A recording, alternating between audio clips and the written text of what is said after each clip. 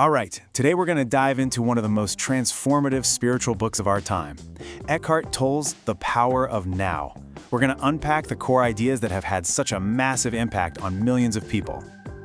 I mean, this book has sold over 15 million copies. It's clearly struck a chord, but what is it about this book that resonates so deeply? What's the secret sauce? Well, let's get into it. So the whole book hinges on this one pretty radical idea. It suggests that the real source of all our unhappiness isn't our job, or our relationships, or our bank account. It's that we've fundamentally misunderstood who we are. It's a case of mistaken identity. And to really get what he's talking about, you have to start with the author's own story. I mean, this whole philosophy was born out of a personal crisis that led to an absolutely profound breakthrough. See, for Tolle, this wasn't some abstract philosophical game. He talks about his life up to age 30 as just unending suffering. He was in a state of constant gnawing anxiety and deep depression that he felt was just completely unbearable. And then, one night, when he was at his absolute lowest, this thought just kept repeating in his mind over and over. I cannot live with myself any longer. Now, it sounds simple, right? But that one sentence was about to change everything. And this is the moment it all clicks. Suddenly, he's struck by the strangeness of that phrase. Wait a minute, if I cannot live with myself, doesn't that mean there are two of me? Who is the I, and who is the self that the I can't stand? That simple question just split his whole world open. In that instant, his mind just stopped. The constant mental chatter went silent. He describes his feeling of being pulled into a void, and then waking up to a world that was suddenly bursting with life and an incredible sense of peace. It's like he was seeing everything for the very first time. So, what was the source of all that suffering he'd experienced for years? Tolle points to something we all have, that nonstop chattering voice in our heads. I mean, really think about it. That internal narrator that's always judging, worrying, complaining, and rehashing the past, it just goes and goes and goes.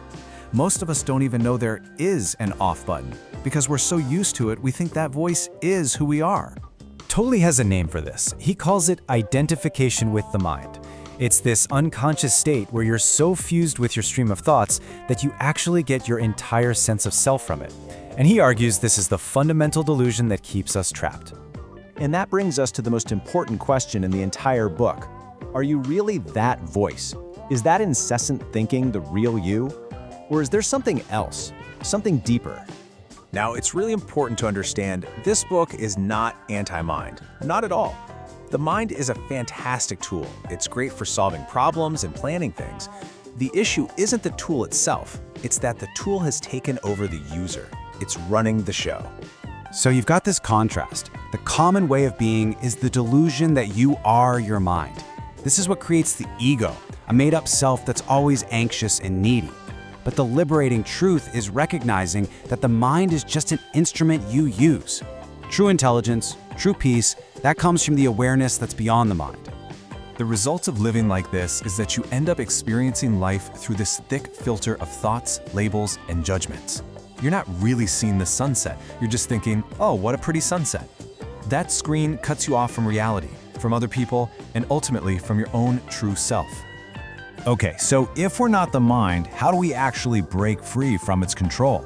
Tolle offers a practice that's so simple, yet incredibly powerful. He calls it watching the thinker. You don't try to stop your thoughts. That would be impossible. You just start to notice them. You become a neutral witness to that voice in your head.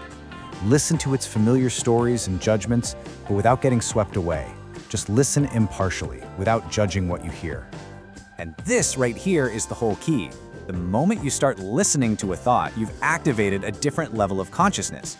Suddenly, you're not just the thought anymore, you're the awareness behind the thought. And that little bit of separation is everything. When you start witnessing your thoughts like this, you stop feeding them your energy. They start to lose their power over you. This one simple act is how you begin to break the habit of non-stop compulsive thinking. So, watching the thinker is one powerful way to create a gap in that constant stream of thought. But there's another, even more direct way, bringing your attention fully and completely into the present moment. You see, the mind almost never wants to be in the present. It's always dragging you into the past to correct things or into the future to worry about things. By intensely focusing on the here and now, on what you can see, hear, and feel, you literally pull energy away from the mind. That's how you find the off button. And the best part is, you can do this anywhere. You don't need a special meditation room. You can turn any boring, routine activity into a chance to be present. Next time you wash your hands, just feel the water in the soap. Feel your feet on the stairs. Hear a bird without immediately thinking, bird. It's that simple. So, if you remember one thing, let it be this. The freedom that Tolle talks about all comes down to this one profound realization. You are not your mind. You are the awareness in which all thoughts appear. You're not the clouds, you're the sky. And this leaves us with the ultimate question, the very one that started Tolle's whole journey. If you are not your thoughts, then who are you? Who is that silent, observing I that is aware of all the thinking? Just pondering that question. That's not just the first step on the path, that is the path.